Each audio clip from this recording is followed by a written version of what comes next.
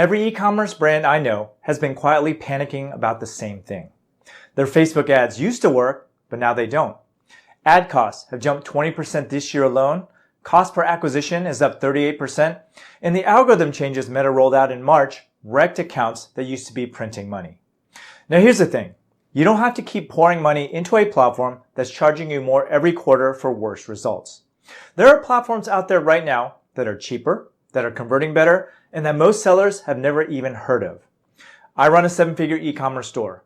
I've been running paid ads for 19 years, and I've moved a significant portion of my budget off of Meta this year to platforms that are outperforming it because they aren't saturated yet. So if you've been trying to fix your Facebook ads by tweaking creative and tuning audiences, you're fighting the wrong battle. Let me show you what actually works right now. Now the first one is a platform that 12 months ago, nobody in e-commerce had ever heard of. But today, the smartest founders I know are spending serious money on it.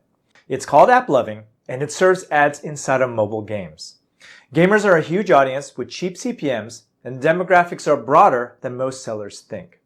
My buddy Ezra Firestone is running AppLovin on his brands right now, including Boom by Cindy Josephs, Navage, and SafeSleeve, all 8-figure brands. And the public case study that should get every e-commerce seller's attention is with a company called Cuddle Clones. They're a DTC brand that makes custom stuffed animal replicas of people's pets, and they scaled from $0 to $80,000 a day in ad spend on AppLovin in a single week during Black Friday. In fact, AppLovin became their largest advertising channel by October of that year, higher than Meta. And the best part was that their customer overlap between AppLovin and Meta was less than 5%, which means that 95% of the customers AppLovin was bringing in were people Meta was never going to reach. And the bigger news is that AppLovin just opened up self-serve access to all e-commerce advertisers in June of this year. Before that, it was invite only. Now here's what confuses most sellers about this platform. You're not paying to interrupt someone in the middle of playing their game. Mobile games show short video ads between rounds in exchange for in-game rewards. Extra lives, hints, coins, whatever the game gives you. The user opt-ins to watch the ad because they want that reward. They see your product for 15-30 seconds, and then they get back to their game. And then later, when they're done playing, they either search for the product on Google, look it up on Amazon, or click through directly if the creative hooked them. That is how AppLovin ads convert. Now the audience is not who most sellers picture. The average mobile gamer is in their mid-30s. More than half of mobile gamers are women. Casual game apps like Candy Crush, Solitaire, and Match 3 puzzles skew heavily towards women in their 30s and 40s playing during downtime, waiting rooms, commutes, and before bedtime. That is a prime e-commerce buying demographic, and it's a demographic Meta Ads charges you a fortune to reach. Data on the platform shows 38% of mobile gamers buy a product within 3 months of seeing it advertised in a game, and 71% of those buyers buy the exact same day. Now, AppLovin isn't for everyone. It works best if you have a real product catalog and enough monthly spend to give the algorithm room to learn. And if you're a single product brand or your customers skew older and do not play mobile games, this isn't going to work for you. But if you have the catalog and you're tired of Meta charging you more every quarter, AppLovin is the platform that I would test first. And that leads into the next platform, which doesn't run on any screen at all. So the second alternative is the physical mailbox. And I know how that sounds. Direct mail feels like a throwback to the 1990s, which is exactly why it works. I've run snail mail ads on my own store, Bumblebee Linens. I sent 699 postcards to repeat customers who hadn't bought in 60 or more days. The campaign cost me $482, and revenue came back at $7,947. That is a 16.47 times return on ad spend in about 3 weeks. Now the platform I used is called Postpilot. It integrates directly with Shopify. It can also be used to find new customers. So basically, Postpilot uses your customer list to build lookalike audiences targeting households that match your best customers. It is the same lookalike targeting Meta had pioneered applied to the mailbox. Now I'm willing to bet that hardly anyone in your niche is doing this, so your postcard won't get lost in a feed of 100 other ads. It shows up on the kitchen counter next to a stack of bills, and it gets picked up and it gets looked at. And in terms of the cost, postcards cost about 67 cents each, including printing and postage, which sounds expensive until you realize you're not paying for impressions. You're paying for a physical piece of marketing that shows up in a person's hand. Now, direct mail works best if you already have a customer file and you sell higher average order value products. It's not the right play for cold traffic on a $20 impulse buy. And the mistake most sellers make is using it only for retention. The real growth lever is the lookalike audiences, where you're mailing to households that look exactly like your best customers. So the physical mailbox is one channel Meta does not reach. Now, this next platform is where actual buyer intent lives. By the way, if you're interested in starting your own profitable online store, make sure you sign up for my free 6-day e-commerce mini course below. It's 100% free, and I guarantee you'll learn a ton. So the third alternative is Google Ads Performance Max. And here's the reason it belongs on this list. Nobody scrolling on Facebook is ready to buy a specific product right now, but everyone searching Google is. Performance Max combines search, shopping, display, and YouTube into one AI-optimized campaign. You give Google your product feed, your budget, and your goal, and Google's AI decides where the ads run best based on where they'll convert the best. Now, here's the main difference between Google and Meta. Meta beats Google with discovery because Facebook is where people find products they didn't know they wanted. Google beats Meta with conversion because Google is where people finish the purchase decision they already started. As a result, Google Ads typically cost 30 to 50% less than Meta for the same product categories. But here's the bigger reason to be on Performance Max right now. Google is going all in on AI-driven shopping. Their AI mode product just hit 1 billion monthly active users as of May of this year, and Performance Max ads are already eligible to appear inside of Google's AI overviews and inside AI mode search results. Which means when someone asks Gemini or Google AI, what is the best gift for my mom for her birthday? Your Performance Max product listing can show up as a paid result inside of that AI answer. And this isn't a future thing. Google rolled it out in 2026 and it's already live. Every e-commerce brand that's on Performance Max is being positioned for AI shopping right now. And Performance Max works best if you're an established brand with proven products people are already searching for. If your brand name and product terms are getting typed into Google, Performance Max will find those buyers. But if you're launching a brand new product nobody knows exists yet, Performance Max is not going to work well. You need to build the demand first before you can capture it.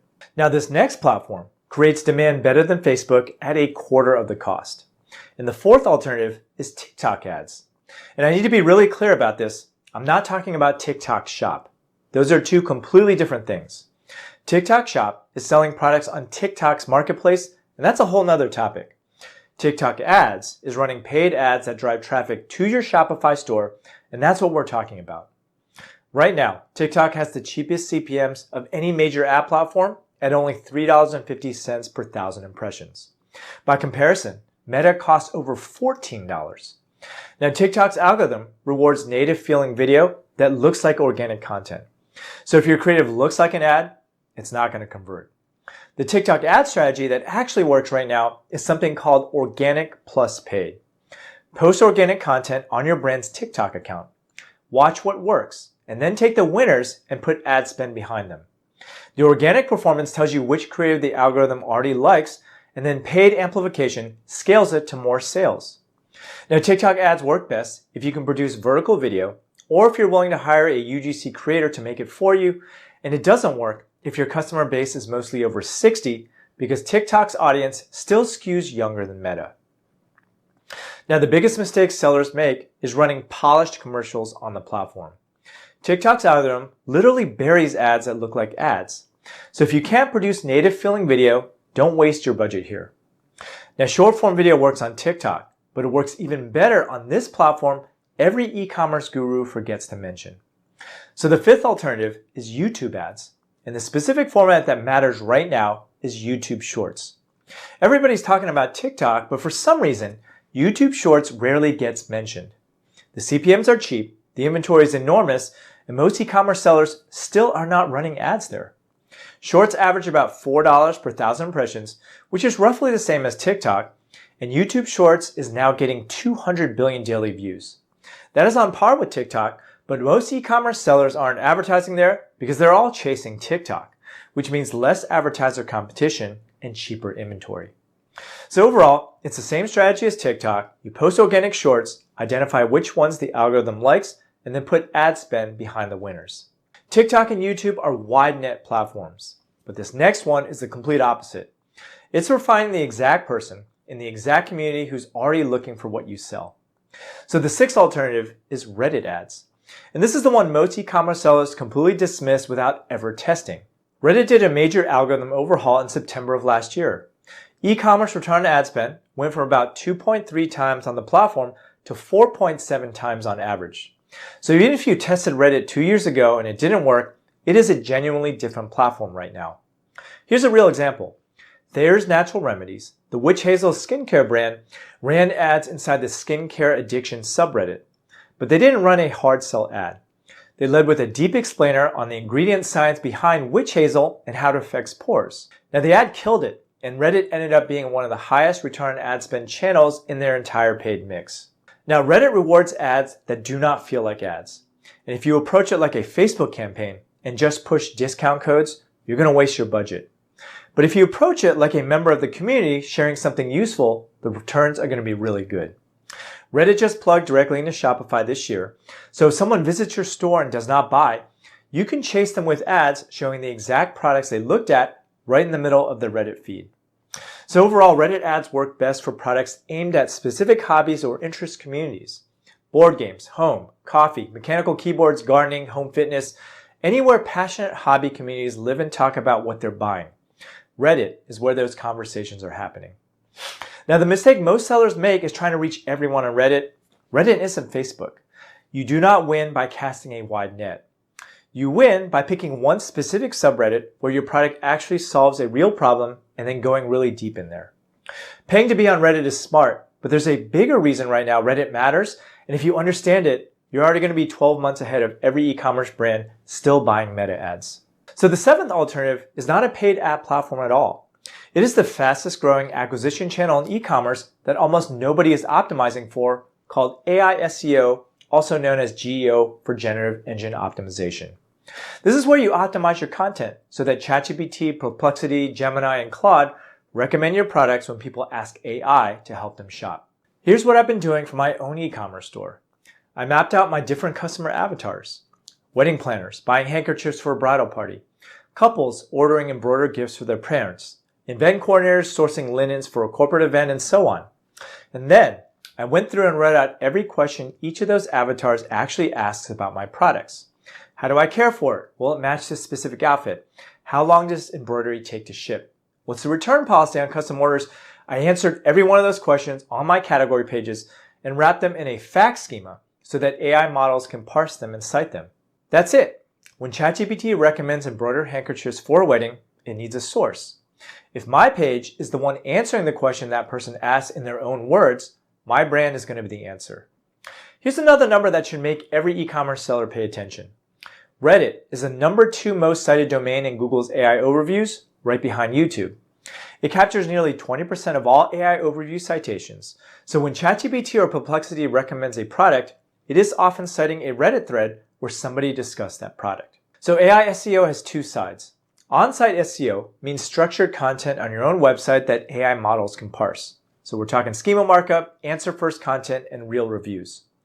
Off-site AI SEO means having an organic Reddit presence. Because AI is scraping Reddit constantly, and if your brand shows up in helpful, real discussions, AI models will start citing you. And if you sell products online, AI SEO is going to be crucial for your business over the next 2 to 3 years, whether you like it or not. So the lesson is this. Stop being 90% dependent on meta ads. Spread your paid ad budget across 3 or 4 of these 7 platforms, and your e-commerce store becomes bulletproof to any single platform's algorithm change. And if you're interested in how I would start a profitable online store today from complete scratch, watch this video next.